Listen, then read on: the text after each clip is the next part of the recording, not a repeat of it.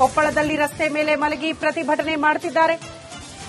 Koppal bus ನಿಲ್ದಾಣದ ಎದುರು ಪ್ರತಿಭಟನೆ ಆಗ್ತಾ ಇದೆ ಅನ್ನೋದ್ರ ಡೀಟೇಲ್ ಸಿಗ್ತಾ ಇದೆ.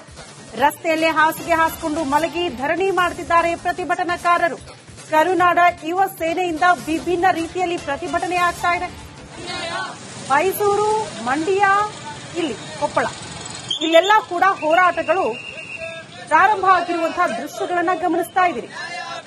ಬೆಳ್ಳಂಬೆಳಗ್ಗೆ ಪ್ರತಿಭಟನಾಕಾರರು ರಸ್ತೆಗಿಳಿದು ಈ ಹೋಗೋ ಬರೋ ವಾಹನ ಸವಾರ ಮನವೊಲಿಕೆ ಮಾಡ್ತಿದ್ದಾರೆ, ದಯವಿಟ್ಟು ಓಡಾಡಬೇಡಿ ಅಂತ.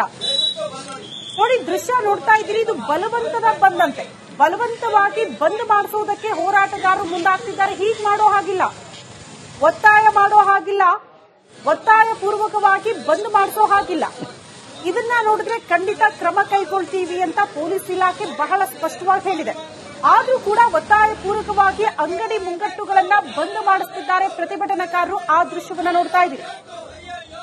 ಈ ಬಗ್ಗೆ ಮತ್ತಷ್ಟು ಡೀಟೇಲ್ಸ್ ಅನ್ನ ಕೊಡ್ತಾ ಹೋಗ್ತಾರೆ ನಮ್ಮ ಪ್ರತಿನಿಧಿ ಈರಯ್ಯ ದೂರವಾಣಿ ಸಂಪರ್ಕದಲ್ಲಿ. ಈರಯ್ಯ, ಒತ್ತಾಯ ಪೂರ್ವಕ ಬಂದ್ ಮಾಡಿಸೋ ಹಾಗಿಲ್ಲ, ಆದ್ರೂ ಕೂಡ ಆ ರೀತಿಯ ಬಂದ್ಗೆ ಪ್ರತಿಭಟನಾಕಾರರು ಮುಂದಾಗ್ತಿದ್ದಾರಾ, ಹೇಗೆ? ಶ್ರುತಿ, ನಿಜಕ್ಕೂ ಏನಂತಂದ್ರೆ ಇವತ್ತು ಕರ್ನಾಟಕ ಬಂದ್ ಏನು ಘೋಷಣೆ ಆಗಿದೆ. ಈ ಹಿನ್ನೆಲೆಯಲ್ಲಿ ಬೆಳಗ್ಗೆಯಿಂದಲೂ ಕೂಡ ಕೊಪ್ಪಳದಲ್ಲಿ ಒಂದು ಸಹಜ ಸ್ಥಿತಿಯಲ್ಲಿತ್ತು. ಅಂಗಡಿ ಮುಗ್ಗಟ್ಟುಗಳು, ವ್ಯಾಪಾರಸ್ಥರು ಕೂಡ ಒಂದು ವ್ಯಾಪಾರವನ್ನ ಮಾಡ್ತಾ ಇದ್ರು. ಆದ್ರೆ ಸದ್ಯ ಈಗ ಏನಂತಂದ್ರೆ ರಸ್ತೆಗಿಳಿದಂತಹ ಹೋರಾಟಗಾರರು ಒಂದು ಪ್ರತಿಭಟನೆಯನ್ನ ಮಾಡ್ತಾ ಇದ್ದಾರೆ. ಕೇಂದ್ರೀಯ ಬಸ್ ನಿಲ್ದಾಣದ ಎದುರು ಏನಂತಂದ್ರೆ ಹಾಸಿಗೆ ತಂದು ಮಲ್ಕೊಂಡು ಒಂದು ಪ್ರತಿಭಟನೆಯನ್ನ ಮಾಡ್ತಾ ಇದ್ದಾರೆ. ಅದ್ರ ಜೊತೆಗೆ ಏನಂದ್ರೆ ಈಗಾಗಲೇ ಸಾಕಷ್ಟು ವಾಹನಗಳ ಸಂಚಾರ ಕೂಡ ಇದೆ. ಅಂಗಡಿ ವ್ಯಾಪಾರಸ್ಥರು ಕೂಡ ವ್ಯಾಪಾರವನ್ನ ಮಾಡ್ತಾ ಇದ್ದಾರೆ. ಹೀಗಾಗಿ ಇಲ್ಲಿರುವಂತಹ ಕನ್ನಡಪರ ಸಂಘಟನೆಗಳು ಈಗ ಅವರಿಗೆ ಒಂದು ಮನವಿಯನ್ನ ಮಾಡ್ತಾ ಇದ್ದಾರೆ. ಯಾವುದೇ ಕಾರಣಕ್ಕೂ ವ್ಯಾಪಾರ ವಹಿವಾಟನ್ನು ನಡೆಸಬಾರದು. ಇವತ್ತು ಏನು ಕನ್ನಡಿಗರ ಸ್ವಾಭಿಮಾನದ ಒಂದು ಹೋರಾಟ ನಡೀತಾ ಇದೆ, ಇದಕ್ಕೆ ತಾವೆಲ್ಲರೂ ಕೂಡ ಒಂದು ಬೆಂಬಲ ಕೊಡಬೇಕು ಅನ್ನುವಂತ ಒಂದು ಮನವಿಯನ್ನ ಮಾಡ್ತಾ ಇದ್ದಾರೆ. ಸದ್ಯ ಏನಂತಂದ್ರೆ ಯಾವುದೇ ಕಾರಣಕ್ಕೂ ಒತ್ತಾಯದ ಬಂದ್ ಮಾಡುವಂತ ಹಾಗಿಲ್ಲ ಅನ್ನುವಂತ ಒಂದು ನಿಯಮ ಇದ್ರೂ ಕೂಡ ಏನು ಅಂಗಡಿ ಮುಗ್ಗಟ್ಟುಗಳ ವ್ಯಾಪಾರಸ್ಥರ ಬಳಿ ಹೋಗಿ ಮನವಿಯನ್ನ ಮಾಡ್ತಾ ಇದ್ದಾರೆ. ಏನು ವ್ಯಾಪಾರವನ್ನ ಬಂದ್ ಮಾಡಿ ಈ ಒಂದು ಬಂದ್ಗೆ ಬೆಂಬಲ ಕೊಡಿ ಅನ್ನುವಂತ ಒಂದು ಮನವಿಯನ್ನ ಈಗಾಗಲೇ ಮಾಡ್ತಾ ಇದ್ದಾರೆ. ಸುಮಾರು ಜನರು ಈಗಾಗಲೇ ಏನಂತಂದ್ರೆ ಕನ್ನಡಪರ ಸಂಘಟನೆಗಳು ರಸ್ತೆಯಲ್ಲಿ ಒಂದು ಪ್ರತಿಭಟನಾ ಮೆರವಣಿಗೆಯನ್ನು ಕೂಡ ಹಮ್ಮಿಕೊಂಡಿದ್ದಾರೆ. ಅದರ ಜೊತೆಗೆ ಈಗಾಗಲೇ ಬಸ್ ಸಂಚಾರ ಎಂದಿನಂತೆ ಆರಂಭವಾಗಿದೆ. ಆಟೋ ಸಂಚಾರ ಕೂಡ ಎಂದಿನಂತೆ ರಸ್ತೆಗಿಳಿದಿದ್ದಾವೆ. ಈ ಒಂದು ಎಲ್ಲ ಪರಿಸ್ಥಿತಿಯನ್ನ ನೋಡುವಂತ ಹೋರಾಟಗಾರರು ಈಗಾಗಲೇ ಎಲ್ಲರೂ ಸ್ವಯಂ ಪ್ರೇರಿತವಾಗಿ ನಮ್ಮ ಬಂದ್ಗೆ ಒಂದು ಬೆಂಬಲವನ್ನ ಕೊಡ್ರಿ ಅನ್ನುವಂತ ಒಂದು ಮನವಿಯನ್ನ ಮಾಡ್ತಾ ಇದ್ದಾರೆ. ಶ್ರುತಿ, ಓಕೆ ಈರಯ್ಯ, ಧನ್ಯವಾದಗಳು ತಮ್ಮೆಲ್ಲ ಮಾಹಿತಿಗೆ.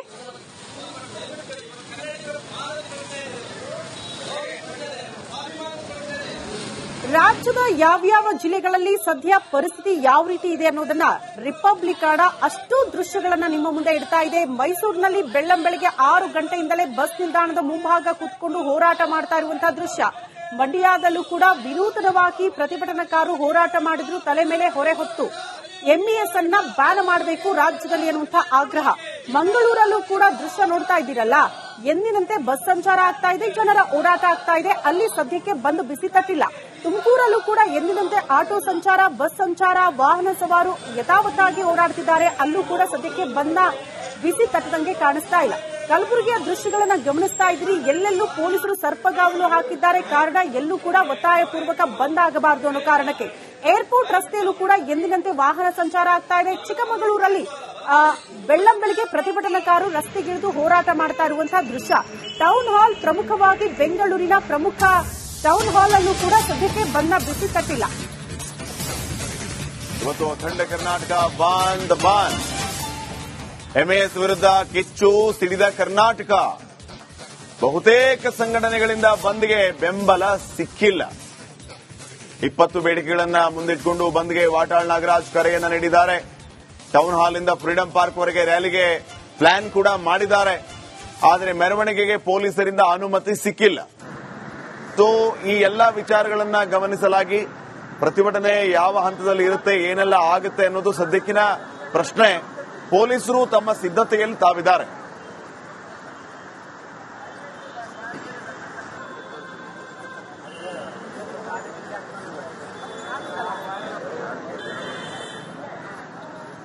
ಇಡೀ ರಾಜಧಾನಿಯಲ್ಲಿ ಎಲ್ಲೆಲ್ಲಿ ಏನೇನು ನಡೀತಾ ಇದೆ ಅನ್ನೋದರ ಬಗ್ಗೆ ಮಾಹಿತಿಯನ್ನ ನಿಮಗೆ ಬೆಳಿಗ್ಗೆಯಿಂದ ನೀಡ್ತಾ ಇದ್ದೀವಿ. ಇಡೀ ಬೆಂಗಳೂರು ರೌಂಡ್ಸ್ ಈಗ ನಮ್ಮ ಕೊಲೀಗ ನಿಕೇಶ್ ಕೊಠಾರಿ ಅವರಿಂದ.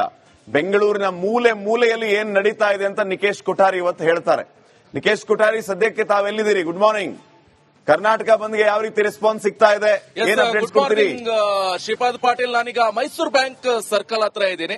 ನೀವು ಕೂಡ ಗಮನಿಸ್ತಾ ಇರಬಹುದು, ಇಷ್ಟು ಟೈಮು ಈ ಮೈಸೂರು ಬ್ಯಾಂಕ್ ಸರ್ಕಲ್ ಅಲ್ಲಿ ಗಿಜಿಗುಡ್ತಾ ಇರುವಂತ ಜನರು ಇವತ್ತು ಕೂಡ ಎಲ್ಲೂ ನಿಮ್ಗೆ ಕಾಣ ಸಿಗೋದಿಲ್ಲ. ನಾನು ನಿಮ್ಗೆ ಕಂಪ್ಲೀಟ್ ಆಗಿ ತೋರಿಸ್ತಾ ಹೋಗ್ತೀನಿ. ಈಗ ಇಲ್ಲಿರುವಂತ ಅಂಗಡಿ ಮುಂಗಟ್ಟುಗಳು ಎಲ್ಲವೂ ಕೂಡ ಬಂದ್ ಆಗಿದೆ. ನನ್ನ ವಿಡಿಯೋ ಜರ್ನಲಿಸ್ಟ್ ಲೋಹಿತ್ ಕೂಡ ನಿಮ್ಗೆ ತೋರಿಸ್ತಾ ಹೋಗ್ತಾರೆ. ಈಗ ಸ್ವಲ್ಪ ಟ್ರಾಫಿಕ್ ಸಿಗ್ನಲ್ ಬಿದ್ದಿದೆ, ನಾನು ಕಂಪ್ಲೀಟ್ ಆಗಿ ನಿಮ್ಗೆ ಎಕ್ಸ್ಪ್ಲೈನ್ ಮಾಡ್ತಾ ಹೋಗ್ತೀನಿ. ಎಂಎಸ್ ಪುಂಡ್ರನ್ನ ಹೆಡೆಮುರಿ ಕಟ್ಟಬೇಕು, 20 ಬೇಡಿಕೆಗಳನ್ನ ಮುಂದಿಟ್ಟು ಇವತ್ತು ಕನ್ನಡಪರ ಸಂಘಟನೆಗಳು ದೊಡ್ಡ ಮಟ್ಟದ ಹೋರಾಟವನ್ನ ನಡೆಸ್ತಾ ಇರುವಂತದ್ದು. ಆದ್ರೆ ಇದರಲ್ಲಿ ಎಷ್ಟು ಮಟ್ಟಿಗೆ ಬೆಂಬಲವನ್ನ ಕೊಡ್ತಾರೆ ಕನ್ನಡಿಗರು ಎನ್ನುವಂತ ಪ್ರಶ್ನೆ ಕೂಡ ಉದ್ಭವ ಆಗ್ತಾ ಇರುವಂತದ್ದು. ಒಂದಿಷ್ಟು ಜನ ನೈತಿಕ ಬೆಂಬಲವಾಗಿ ಕೊಡ್ತೀವಿ ಅಂತ ಹೇಳಿದ್ರು, ಆದ್ರೆ ಇನ್ನೊಂದಿಷ್ಟು ಜನ ಹೇಳ್ತಾ ಇರುವಂತದ್ದು ನಾವು ಬೆಂಬಲವನ್ನ ಸಂಪೂರ್ಣವಾಗಿ ಕೊಡ್ತೀವಿ ಅಂತ ಹೇಳ್ತಾ ಇದ್ರು. ಈ ನೈತಿಕವಾಗಿ ಬೆಂಬಲ ಕೊಡ್ತಾ ಇರುವಂತದ್ದು ಈ ಕೆಎಸ್ಆರ್ಟಿಸಿ ಇರ್ಬೋದು, ಬಿಎಂಟಿಸಿ ಇರ್ಬೋದು, ಬೇರೆ ಬೇರೆ ಸಂಘಟನೆಗಳು ಕೂಡ ಕೊಡ್ತಾ ಇದ್ರೆ, ಹೋಟೆಲ್ ಇರ್ಬೋದು, ಮತ್ತೆ ಥಿಯೇಟರ್ ಇರ್ಬೋದು, ಮತ್ತೊಂದು ಮಗದೊಂದು ಅಂತ. ಇಷ್ಟು ಟೈಮ್ ನೀವು ಗಮನಿಸ್ತಾ ಇರಬಹುದು, ಇಲ್ಲೆಲ್ಲವೂ ಕೂಡ ಜನರ ಜಂಗುಳಿಯಲ್ಲಿ ಗಿಜಿಗುಡ್ತಾ ಇರುವಂತದ್ದು ಇವತ್ತು ಕಂಪ್ಲೀಟ್ ಆಗಿ ಬಂದ್ ಆಗಿದೆ.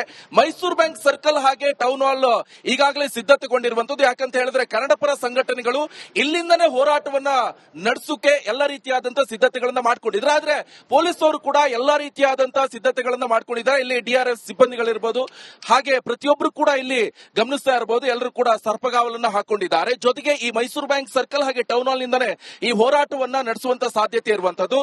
ವಾಟಾಳ್ ನಾಗರಾಜ್ ಹಾಗೆ ಸಾಕಷ್ಟು ಕನ್ನಡಪರ ಸಂಘಟನೆಗಳು ಇನ್ನಿಷ್ಟು ಜನ ಎಂದಿನಂತೆ ಅವರವರ ಕಚೇರಿಗಳಿರಬಹುದು, ಅವರವರ ಅಂಗಡಿಗಳನ್ನು ಓಪನ್ ಮಾಡುವಂತ ನಿಟ್ಟಿನಲ್ಲಿ ಹೋಗ್ತಾ ಇದ್ರೆ, ಒಂದಿಷ್ಟನ್ನು ಕೂಡ ಸೈಡ್ ಅಲ್ಲಿ ಕೂತ್ಕೊಂಡಿದ್ದಾರೆ. ಅವರೆಲ್ಲ ಸ್ವಲ್ಪ ಗೊಂದಲದಲ್ಲಿದ್ದಾರೆ, ಎಲ್ಲಿ ಓಪನ್ ಇದೆಯೋ ಇಲ್ವೋ ಅಥವಾ ಬಸ್ ಇದೆಯೋ ಇಲ್ವೋ ಅಂತ. ಆದ್ರೆ ರಾಮಲಿಂಗಾರೆಡ್ಡಿ ಅವರು ಸಾರಿಗೆ ಸಚಿವರು ಹೇಳುತ್ತಾ ಇರುವಂತದ್ದು, ಆ ಒಕ್ಕೂಟದವರು ಏನಿದ್ದಾರೆ ಸಾರಿಗೆ ನೌಕರರು, ಅವರು ಓಕೆ ಅಂದ್ರೆ ಓಕೆ, ಅವ್ರಿಗೆ ಬಿಟ್ಟಂತ ವಿಚಾರ ಅಂತ ಹೇಳ್ತಿದ್ರು. ನೀವು ಕೂಡ ಗಮನಿಸ್ತಾ ಇರಬಹುದು, ಇದು ಮೈಸೂರು ಬ್ಯಾಂಕ್ ಸರ್ಕಲ್ ನಿಂದ ಮೆಜೆಸ್ಟಿಕ್ ಹೋಗ್ತಾ ಇರುವಂತ ದಾರಿ.